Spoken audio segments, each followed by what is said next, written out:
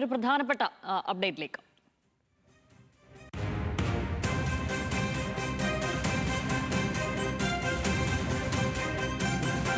കേരളത്തിലുണ്ടായത് സർക്കാർ നിർമ്മിത പ്രളയമെന്ന് CPIM. കേരളം വെള്ളത്തിൽ മുങ്ങിയപ്പോൾ മുഖ്യമന്ത്രി വിരുന്നിലായിരുന്നുവെന്ന് MV ഗോവിന്ദൻ ആഞ്ഞടിച്ചു. മഴ മുന്നറിയിപ്പിലും ദുരന്ത നിവാരണ മുന്നൊരുക്കത്തിലും ഗുരുതര പാളിച്ച സംഭവിച്ചെന്നും ജനങ്ങളെ മാറ്റിപ്പാർപ്പിക്കാൻ ഒരു നടപടിയും സ്വീകരിച്ചില്ലെന്നും CPIM ആരോപണം.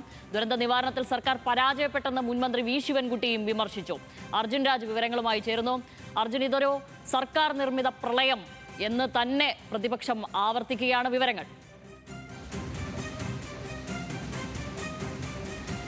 ശ്യാമിലി, വലിയ ആരോപണങ്ങൾ തന്നെയാണ് മഴക്കെടുതിയുമായി ബന്ധപ്പെട്ട് സർക്കാർ എടുത്ത നടപടികളെ വിമർശിച്ചുകൊണ്ട് CPM ഉന്നയിക്കുന്നത്. സർക്കാർ സ്പോൺസേഡ് ആയിട്ടുള്ള വെള്ളപ്പൊക്കം, പ്രളയം എന്നുള്ള വിമർശനമാണ് CPMന്റെ ഭാഗത്തുനിന്ന് ഉള്ളത്. മഴക്കെടുതി പ്രതിരോധിക്കാൻ ഒരു ഇടപെടലും സർക്കാരിന്റെ ഭാഗത്തുനിന്ന് ഉണ്ടായിട്ടില്ല. ഇക്കാര്യത്തിൽ ദുരന്ത നിവാരണ അതോറിറ്റി, കാലാവസ്ഥാ വകുപ്പ് ഉൾപ്പെടെയുള്ളവർക്ക് ഗുരുതരമായിട്ടുള്ള പാളിച്ച സംഭവിച്ചു എന്നുള്ളതാണ് CPMന്റെ പ്രധാനപ്പെട്ട ആരോപണം. പത്തനംതിട്ടയും ഇടുക്കിയും ഏറ്റവും ശക്തമായ മഴ പെയ്ത രണ്ട് ജില്ലകളാണ്. ഈ രണ്ട് ജില്ലകളിലും ഇന്നലെ രാവിലെ വരെ ഓറഞ്ച് അലേർട്ട് മാത്രമാണ് ഉണ്ടായിരുന്നത്. പിന്നീട് റെഡ് അലേർട്ട് പ്രഖ്യാപിക്കുമ്പോഴേക്കും അവിടെ പല പ്രദേശങ്ങളും വെള്ളത്തിനടിയിലായി എന്നുള്ളതാണ് CPMന്റെ ഏറ്റവും പ്രധാനപ്പെട്ട വിമർശനം. അതായത് മഴ മുന്നറിയിപ്പുകളൊക്കെ കൃത്യമല്ലാത്ത രീതിയിൽ പ്രവചിച്ചു. അത് വലിയ പ്രശ്നങ്ങൾക്ക് ഇടയുണ്ടാക്കി. ഈ മുന്നറിയിപ്പുകൾ നൽകിയതിന്റെ തുടർന്നുണ്ടാകുന്ന മുന്നൊരുക്കങ്ങൾ, അതായത് ആളുകളെ മാറ്റിപ്പാർപ്പിക്കുക, സുരക്ഷിതയിടത്തേക്ക് മാറ്റുക, ഇങ്ങനെയുള്ള കാര്യങ്ങളിലൊക്കെ വലിയ വീഴ്ചയാണ് സംസ്ഥാന സർക്കാരിന്റെ ഭാഗത്തുനിന്ന് ഉണ്ടായത് എന്നുള്ളതാണ് CPMന്റെ വിമർശനം. അതിനോടൊപ്പം തന്നെ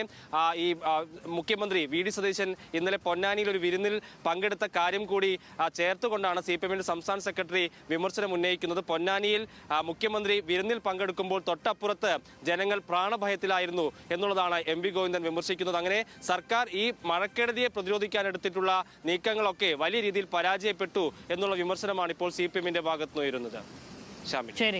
ശരി, അർജുൻ രാജാണ് തിരുവനന്തപുരത്ത് നിന്നും വിവരങ്ങൾ നൽകിയത്.